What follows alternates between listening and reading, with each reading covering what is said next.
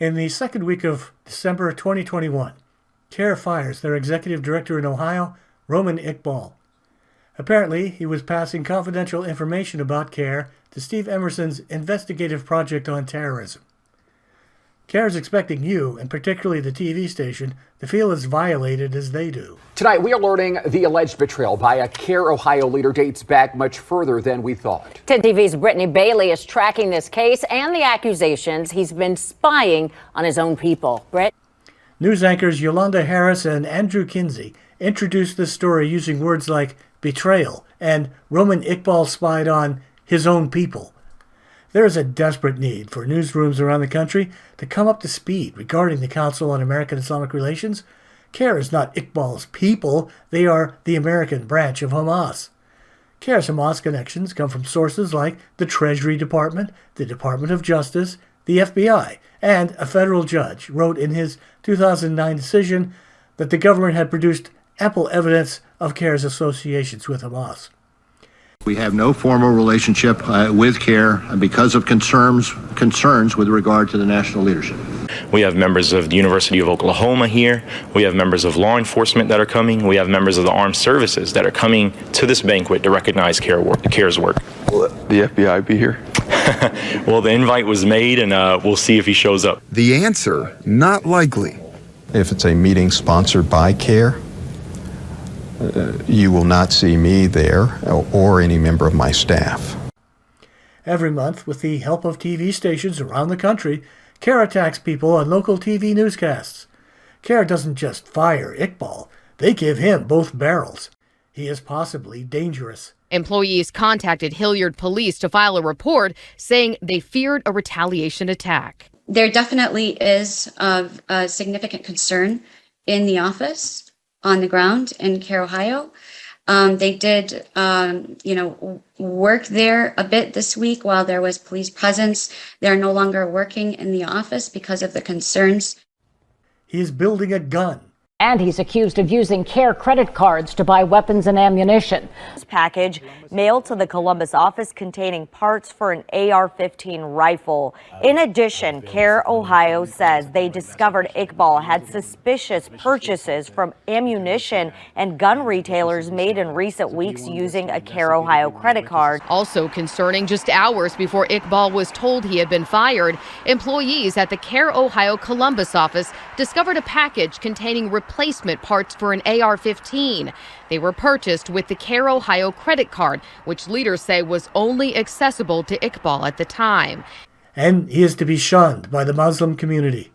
CAIR is warning the Ohio Muslim community and its mosques to exercise vigilance and review security protocols after learning parts for an AR-15 had been mailed to its office. Romin Iqbal is CAIR's 24th victim of the year, and Steve Emerson is number 25. The Ohio stations unanimously reported Steve Emerson is running an anti-Muslim hate group. CAIR leaders call it an anti-Muslim hate group. IPT, an organization described as an anti-Muslim hate group. Anti-Muslim activists. Stephen Emerson and his group, the Investigative Project on Terrorism, was the hate group behind this plot. Now, CAIR says it proved that Iqbal conspired with a reported anti-Muslim hate group. Anti-Muslim organization. To a known anti-Muslim hate group. That he had been working with the anti-Muslim hate group. To a known anti-Muslim hate group. For allegedly leaking information to an anti-Muslim hate group. CAIR leaders call that an anti-Muslim hate group led by Stephen Emerson. But in actuality, Steve Emerson's IPT was instrumental in putting several of CAIR's friends behind bars for 65 years. That's why they hate Steve Emerson. CAIR's insinuation that Steve Emerson is a foreign agent is such an inversion of reality, it's almost laughable. But it's not funny. They are the Hamas lobby in this country. CAIR confirms their affinity with Hamas every time Palestine is in the news. And it is then that CAIR gets on TV and accuses Israel of genocide. Palestine out of Gaza, especially, and the fact that our tax dollars are being used to help fund this oppression and this illegal occupation and this genocide of sorts. And here's a Hamas rally in Houston accusing Israel of a Holocaust. Of course, this incitement leads to rape threats from Muslims like this story from Bal Harbour, Florida. Meantime, reports of anti-Semitic hate crimes on the rise here in the U.S. Tonight, police are investigating a report of a disturbing anti-Semitic incident that occurred near a synagogue in South Florida. Just started screaming some derogatory things towards Jewish people out the window. It was free Palestine, then die Jew, F you Jew, I'm going to rape your wife, I'm going to rape your daughter. CAIR works with the American Muslims for Palestine. They both organize many of the pro-Hamas rallies we see around the country. But the Boyne family is suing the AMP for providing material support to Hamas. And here is CAIR in high dudgeon over someone criticizing Hamas. There's no evidence that Steve Emerson is doing anything like this. Also, CAIR accepts hundreds of thousands of dollars from overseas and meets with foreign governments like Turkey's. Although not registered as such, CAIR serves as a lobbyist on foreign issues, inserting themselves into the affairs of Israel, China. You really can't do business as usual with them just to make a buck. India. Millions of people turned out at the state capitol to protest the government in India and some new policies they say they're calling unjust. There were a number of speakers, including the leader of the Council on American Islamic Relations, or CAIR, in Sacramento. And Myanmar. Today, San Antonians rallied to raise awareness of the ethnic cleansing of Rohingya Muslims in Burma.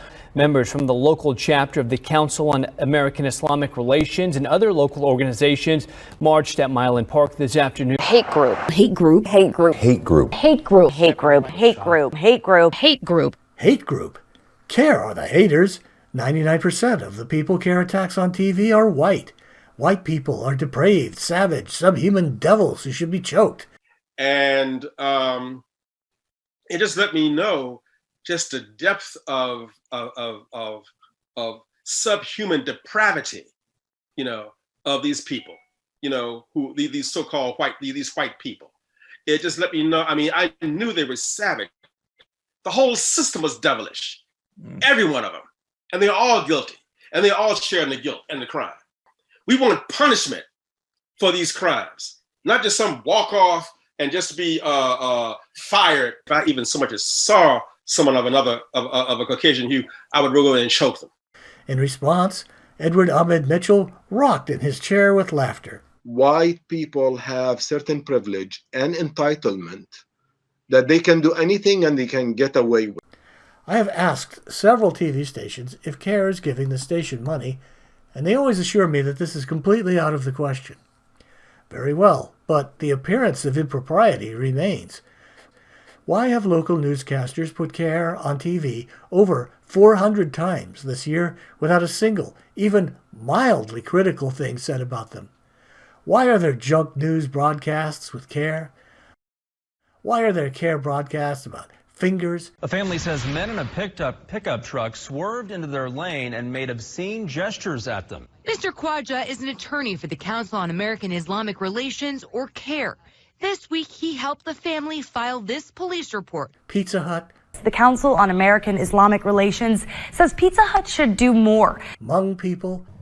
The white man was arrested here in Stevens Point after police say he harassed and used racial slurs against Hmong people wearing face masks. The latest incident in Stevens Point receiving national criticism from the Council on American Islamic Relations. 1619 Project. We all have to educate ourselves about the reality, about the history of our nation and the role white supremacy and racism played in the history of our nation.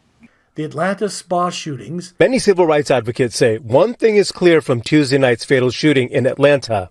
The suspect was taken into custody unharmed. That matters, says civil rights lawyer Zahra Bilu, because once again, it's an example of the difference in how law enforcement treat people of color. The Capitol riots. Well, several groups, including the Council on American and Islamic Relations, better known as CAIR, are on high alert following the Capitol attacks. Derek Chauvin. Today, the Council on American Islamic Relations in Minnesota is holding a news conference to discuss police accountability, legislation, and Chauvin's trial. Nooses. And new at 4 o'clock, the Maryland office of the Council on American Islamic Relations, also known as CAIR, calls for a hate crime investigation into an incident in which a noose was reportedly found inside a building on the campus of Johns Hopkins University. misspelled Starbucks cups. Minnesota chapter of the Council on American Islamic Relations plans to calling out a Starbucks store in St. Paul after an employee allegedly wrote ISIS on a Muslim customer's cup. Here's a picture of the cup that CAIR Minnesota shared. CAIR Minnesota asking for the worker who wrote it to be fired, as well as the manager who told them that it was a mistake. Christopher Columbus. He was an oppressor. And if you mean that you want change, this will be change. You can't have a Black Lives Matter flag hanging there as a show and then have a hateful person there. Fad Saeed organized today's gathering, saying he wants to uplift black and brown communities. ICE raids. Fad, what are you feeling on this day with all these raids happening across the country? Pain. Fad Saeed is a Waterbury community activist who's also a board member with CAIR. Graffiti. Pocatello graffiti that has been deemed racist now gains national attention. The Council on American Islamic Relations, known as CAIR, condemned racist graffiti messages found spray painted throughout the popular Kirkham Trail Tunnel in South Pocatello today. Swastikas. Dr. Moseda Ahmed arrived at her dental office here on Union Avenue in the Cambrian district early Monday to find a swastika on the pavement. Police are treating the case as a hate crime. The Council on American Islamic Relations says such hate crimes were up 8% last year in California. Civil War monuments. The Georgia chapter of the Council of the American Islamic Relations is calling on lawmakers to make legislative changes so that way Confederate monuments like the one here at Stone Mountain, all of those can be addressed. Black Lives Matter. A Northeast Wisconsin college employee is out of a job tonight after making controversial comments on social media. Jossert made the comments and posts on LinkedIn. They reportedly called the Black Lives Matter movement a disgrace. I almost do the exact job that this guy used to do. White people. The FBI saying the number one terrorism threat in the United States is that from white supremacists and not from overseas terrorism. Your thoughts?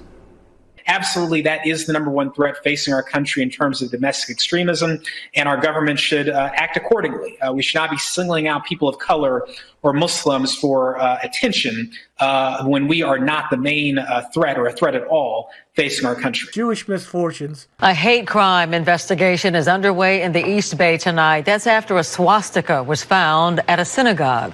The hand-drawn symbol was discovered near a classroom at Temple Beth Torah in Fremont last week. The San Francisco Bay Area chapter of the Council on American Islamic Relations condemned the act, as did others, and expressed its solidarity with the Jewish community. Facebook comments.